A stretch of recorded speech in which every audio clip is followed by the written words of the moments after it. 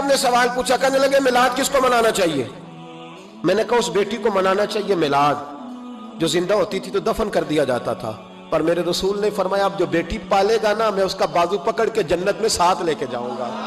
میں نے کہا میلاد اس ماں کو منانا چاہیے جس کا بیٹا گلے میں رسی ڈال کے ماں کو منڈی میں بیچ آتا تھا۔ میرے مصطفیٰ کریم نے فرمایا جنت 7 آسمانوں کے اوپر سدرۃ المنتہا کے پاس تھی، پر میں نے وہاں سے کھینچ کے لا کے ماں کے قدموں کے نیچے رکھ دی ہے۔ میلاد اس باپ کو منانا چاہیے جس کی اولاد ڈنڈوں سے مارتی تھی، پر رسول کریم علیہ السلام نے فرمایا سن لو سن لو سن لو، اب جس کا ابا راضی ہوگا اسی کا اللہ راضی ہوگا۔ میں نے کہا میلاد اس غریب کو منانا چاہیے جو بھینس کی طرح بکری کی طرح منڈی میں بکتا تھا، پر مصطفیٰ نے کالے رنگ والے حبشی غلام کو سینے سے لگا کے کہا غریبوں کو چھوٹا نہ سمجھنا، میں اللہ کا رسول جب جنت میں جاؤں گا تو آگے بھی غریب ہوں گے، پیچھے بھی غریب ہوں گے، دائیں بھی غریب ہوں گے، بائیں بھی غریب ہوں گے۔ فرمایا امیر ویٹنگ لسٹ میں ہوں گے، 500 سال بعد جنت میں جائیں گے، غریبوں کے لیے جنت کے دروازے 500 سال پہلے ہی کھلوا دوں گا۔ اسے منانا چاہیے میلاد، اور اس بوڑھے کو بھی میلاد منانا چاہیے جس کے بارے میں میرے نبی پاک نے فرمایا سفید داڑھی والے کی جس نے عزت کی اس نے تو رب کی عزت کی۔ اس مزدور کو بھی میلاد منانا چاہیے جس کے بارے میں نبی پاک نے فرمایا جو اپنے ہاتھوں پہ چھالے ڈال کے مزدوری کرتا ہے میں نے تو اسے رب کریم کا دوست بنا دیا ہے۔ ہر اس طبقے کو میلاد منانا چاہیے جسے میرے رسول نے عزت عطا فرمائی۔ اس بہن کو بھی میلاد منانا چاہیے جس کے بارے میں نبی پاک نے فرمایا اگر کسی کا باپ چلا جائے اور اس کے حصے میں بہنیں آ جائیں، 4 بہن 3 بہنیں یا 2 بہنیں بیاہ کے جو آیا تم پہ سے، میرے محبوب نے فرمایا میری انگلیاں جڑی ہوئی ہیں نا اس طرح میں اسے اپنے ساتھ جوڑ کے جنت میں لے کے جاؤں گا۔ اس بہن کو میلاد نہیں منانا چاہیے۔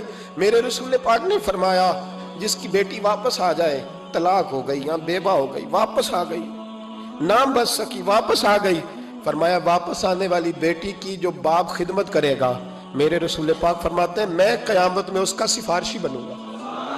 تو اس بیوہ کو اور طلاق یافتہ کو میلاد نہیں منانا چاہیے، وہ اس رسول کا ذکر نہیں کرے گی جس نے اتنا درجہ دے دیا، اور تجھے تو صبح و شام میلاد کرنا چاہیے تھا، سلام کے گجرے بھیجنے چاہیے، یا رسول اللہ کہتے تیری زبان جو ہے وہ ہر وقت تر رہنی چاہیے تھی، تو بحث کر رہا ہے، تو اس پہ دلیلیں دے رہا ہے، تو اس پر باتیں کر رہا ہے۔ حضرت عمر سے پوچھنا، حضرت عمر سے جناب اسامہ بن زید رضی اللہ تعالیٰ عنہ حضور کے غلام تھے، نبی پاک ان سے بڑا پیار کرتے تھے۔ ایک جنگ میں پیسے آئے تو حضرت عمر فاروق رضی اللہ تعالیٰ عنہ نے 25,000 دیا اپنے بیٹے کو، اور اسامہ بن زید کو 50,000 دینار دیے۔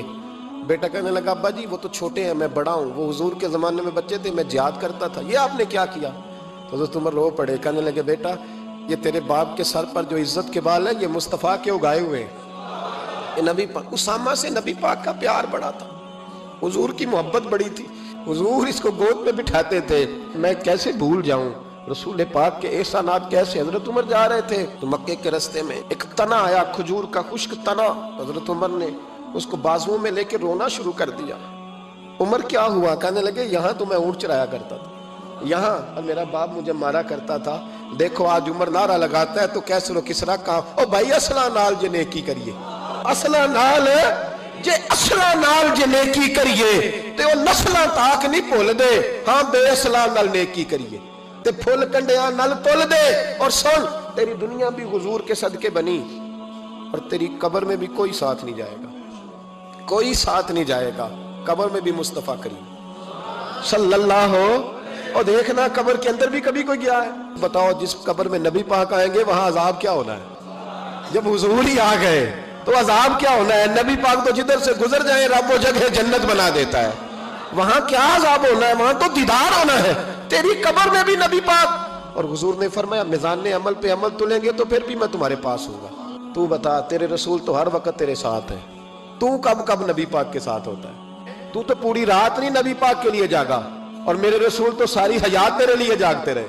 ان کی مہک نے دل کے غنچے کھلا دیے، وہ جس راہ چل دیے ہیں کوچے بسا دیے ہیں، میرے کریم سے گر قطرہ کسی نے مانگا دریا بہا دیے، دردے بہا دیے ہیں۔ اور اللہ کیا جہنم اب بھی نہ سرد ہوگا؟ اللہ کیا جہنم اب بھی نہ سرد ہوگا؟